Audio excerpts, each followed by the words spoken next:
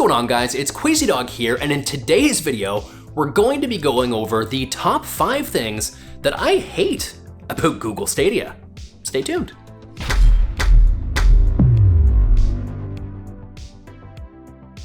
Alright, welcome back, guys, and like I mentioned before, today we are going over the top 5 things that I hate and that you guys probably hate about the Google Stadia platform. Now, this is part 2 to a 2-part series, the first being what I love about Google Stadia. So if you want to check that one out, I will have it linked up in the cards, whichever corner it is, but let's kick off this list with item number 1.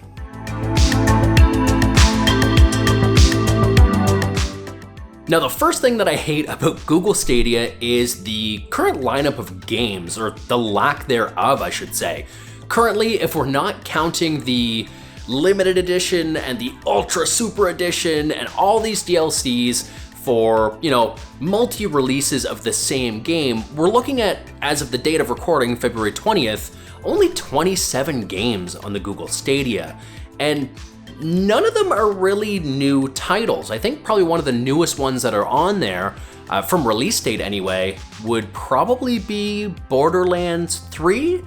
But at this point, a lot of people probably already have that on other consoles if they're not just a Google Stadia player. Now, on top of that, as a segue again to what if you're not a Google Stadia player, you probably have access to at least half of Stadia's library right now, whether you've bought into it already upon release on other consoles, or if you're like me and you subscribe to some sort of service, whether it be Origin Access or the Xbox Game Center, whatever they call their, Netflix for gaming.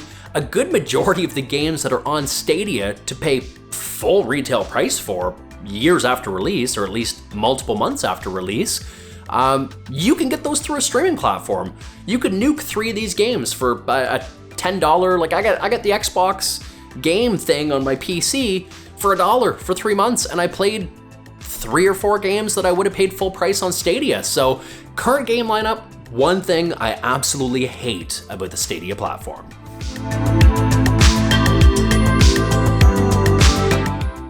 Now, the second thing that I hate about the Google Stadia platform is the free games. And I know you're asking, like, how can you hate something that's free? You're not paying for it, but you kind of are. You see, the way that the Pro series works is typically on the first of every month, Google Stadia provides you with 2 games completely for free for being a Pro subscriber.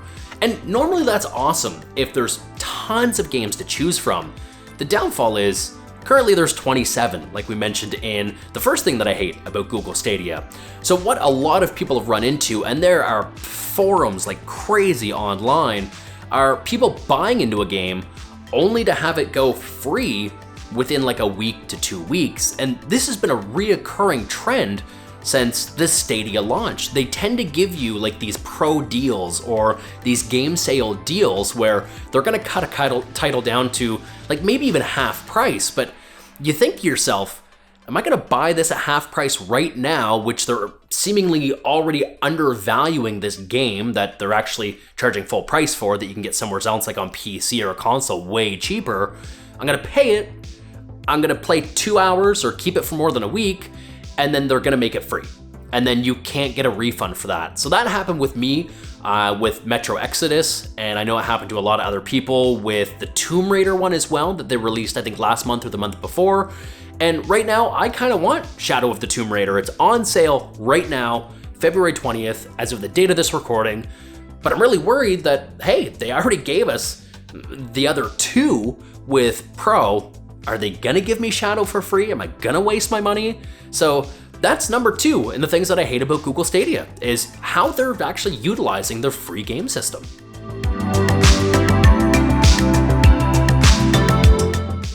Now, item number 3 on this list would be the multiplayer. I don't want to say necessarily the lack thereof, because it is a full-fledged multiplayer, but the issue is it's not crossplay. So you're only playing right now with people that are on Google Stadia, and there's not that many. The first month, of course, that the platform was released, there was a huge amount of people on Destiny 2 because, of course, that was what was free for the founders when it came out. The first month that the Stadia was released, the pro game was like the Destiny Ultimate Pack.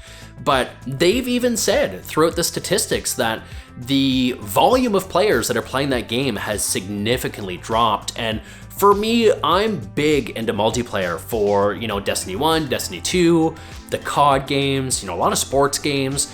And if I can't play on Stadia with my friends, because I only know personally one other person that bought into Stadia, and everybody's playing on PS4, I'm probably gonna buy it or play it on PS4. I'm not gonna bother getting it for Stadia.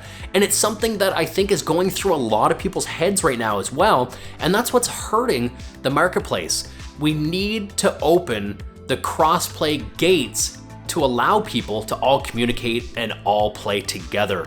And hopefully it happens soon. It's happening with, Xbox to PlayStation and stuff like that. So the multiplayer, again, not necessarily lack thereof because it works from Stadia to Stadia, but multiplayer as a whole is one thing that I hate right now about Google Stadia.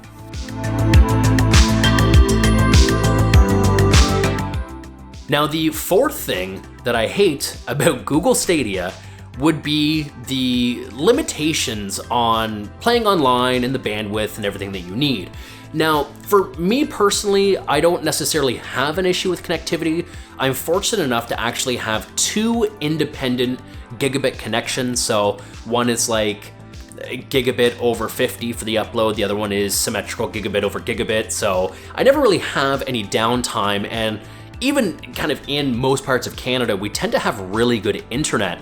But for people out there that are on, rural connections or may have slower speeds or may not have reliable connections, you're really not going to have a fun time. Google Stadia kind of puts a requirement in a sense of a consistent 35 megabits per second for your download for the 4K with 5.1 sound. And if you dip under that, then it will just try to backpedal and downscale the graphics to, I think, as low as 720 on 10 megabits per second. But even aside from the downscale, you're going to notice other issues with your gameplay. So these are issues you don't really see on most other streaming platforms because using, let's say, Netflix or Amazon Prime Video, when you're watching a movie, that movie never changes. The next frame and the next scene is always the next frame and the next scene. So those services rely on buffering to actually kind of preload in advance. So that way, if you have some packet loss or a small interruption or disconnection or a period of slow speeds, then you're already watching into your buffer. And then if things kick back up and go back to normal, you've really seen no issue. With Google Stadia, each next frame is dictated by you. It's a game. It doesn't know what you're going to do. Even if it's a cutscene, it needs to render that live. So if you do have a little bit of packet loss or you do have a small disconnection or something that causes any sort of interruption, you're gonna have a bad day. And it's only happened to me, I think, once.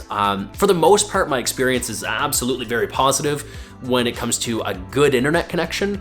But if you're not that fortunate or not that kind of, I don't want to say well off because it sounds ignorant, but if you're in an area where you can't acquire a consistent and reliable internet source, you may have a bad time. So that kind of sucks.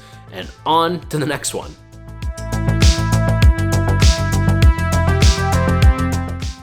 Now, the last thing that I hate about Google Stadia, and it's not even necessarily to do with the service per se, it's their overall brand ownership. And this is my opinion.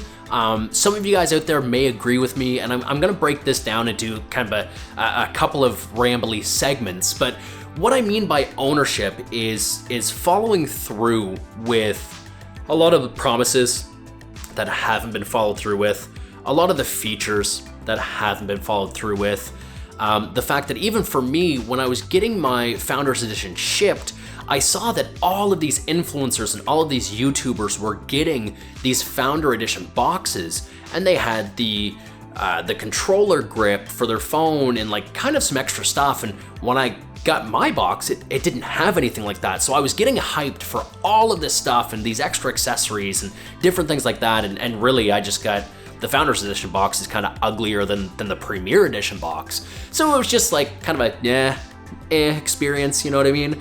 But even with a lot of people online right now complaining about, you know, the issues with Red Dead and with Destiny and some of these games where they've promised native 4K support or true 4K, and they've kind of been found that, okay, no, it's you're not seeing 4K natively, it's 1440p upscaled.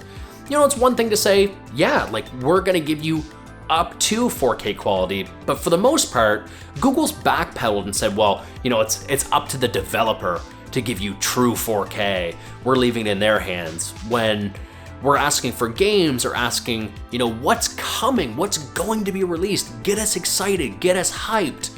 Google comes back and they say, that's up to the developer. They have to do their marketing, they have to get you hyped about it.